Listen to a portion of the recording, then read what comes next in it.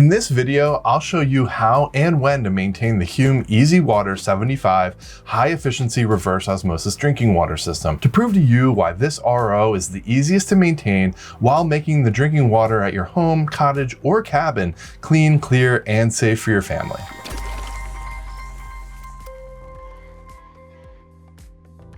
By the end of this video, you'll know when and how to maintain this Hume Easy Water 75 reverse osmosis drinking water system.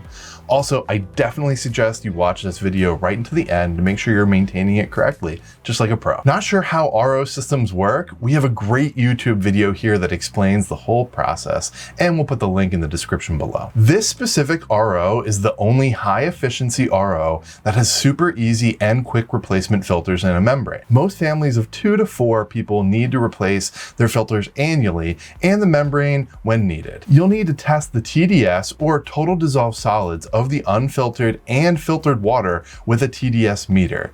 If the TDS of the filtered water is greater than 10% of the raw water, you'll need to replace the membrane at this time. In preparation, I suggest you wash your hands with soapy water and place down a clean towel on which to work. If you're looking for the replacement filters, you can go to our website, waterestore.com in the US and waterstore.ca in Canada. We offer free shipping and discount pricing.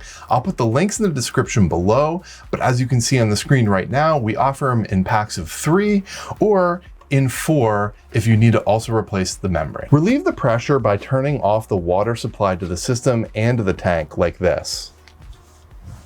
Then opening the faucet until the water stops. Wait 5 to 10 minutes after the water stops to make sure the pressure in the RO membrane has fully released. Place a bucket or towel under the system to catch any water drips. Once you remove the hood, then you'll lift the locking bar upward until the filter cartridges disengage from the filter head assembly.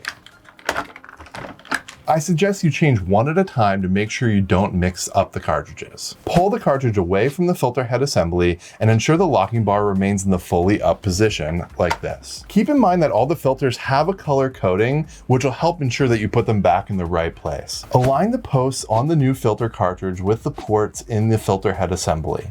Slide the cartridge filter into the filter head assembly, engaging with the locking bar, causing it to drop forward and down. Pull down the locking bar until it snaps into place. So all of these filters do get replaced the exact same way.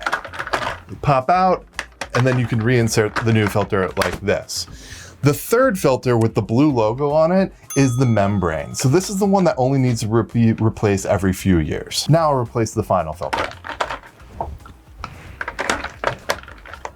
Flush the filters after turning the water back on to the system, and make sure to go 3 tankfuls of water before drinking. Click here for your next video on reverse osmosis drinking water systems, and we'll see you there.